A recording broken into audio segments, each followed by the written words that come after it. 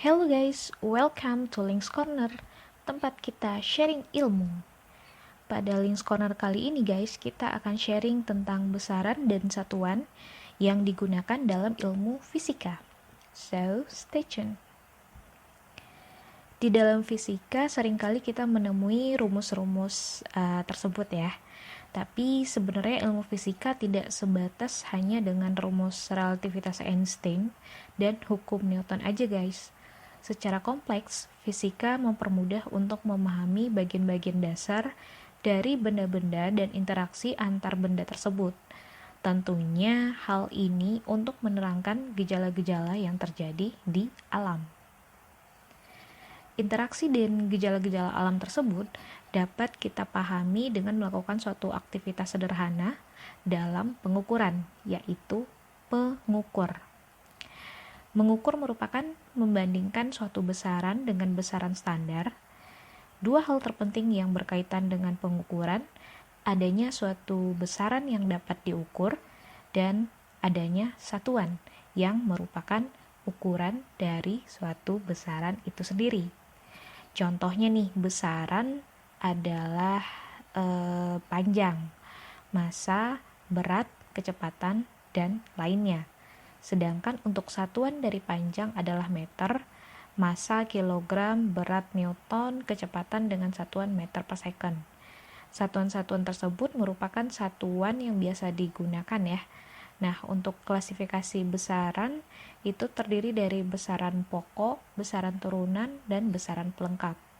Sedangkan untuk satuan terdiri dari 3 sistem metrik, sistem Gaussian, dan sistem British. Oke, kita cek satu persatu dari besaran pokok. Besaran pokok merupakan besaran yang terdiri dari 7 besaran ya, seperti besaran panjang satuannya meter. Standar panjang 1 meter ini didasarkan sebagai jarak yang ditempuh cahaya ketika merambat di vakum selama 1/3 kali 10 pangkat 8 second. Besaran pokok yang kedua adalah massa dengan satuan standar internasionalnya kilogram. Standar massa 1 kilogram hanya berlaku pada benda untuk skala makroskopik, yaitu benda dengan skala bisa terlihat langsung tanpa menggunakan alat bantu. Selanjutnya ada besaran waktu dengan satuan second. Standar 1 second ini merupakan waktu yang diperlukan cahaya untuk merambat lurus di vakum sejauh 3 kali 10 pangkat 8 meter. Besaran pokok selanjutnya adalah besaran kuat arus dengan satuan ampere. Besaran temperatur dengan satuan Kelvin, dan 1 Kelvin ini berdasarkan termodinamika 3 titik air. Selanjutnya ada besaran intensitas cahaya dengan satuan kandela. Dan terakhir besaran jumlah zat dengan satuan mol. Klasifikasi besaran yang kedua adalah besaran turunan. Besaran turunan merupakan besaran yang diturunkan dari besaran pokok. Adapun di sini terdapat beberapa besaran turunan dengan satuan yang unik, seperti satuan energi adalah joule, satuan gaya Newton, dan seterusnya. Nah, besaran terakhir adalah besaran pelengkap, yang mana terdiri dari sudut bidang atau sudut datar. Satuannya ini adalah satuan radian atau biasanya dikenal dengan rad, RAD. Dan besaran pelengkap yang kedua adalah sudut ruang dengan satuannya steradian atau biasanya disingkat dengan SR.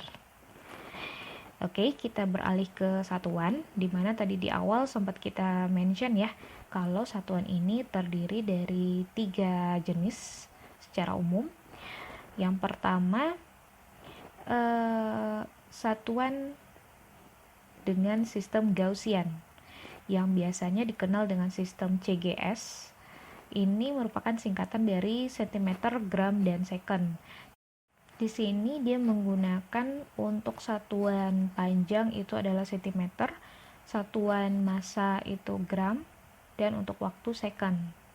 Nah, untuk sistem yang kedua adalah sistem British yang biasanya digunakan di Inggris, dan sistem ini disingkat dengan FPS, yaitu feet untuk panjang, pound untuk massa, dan second untuk waktu.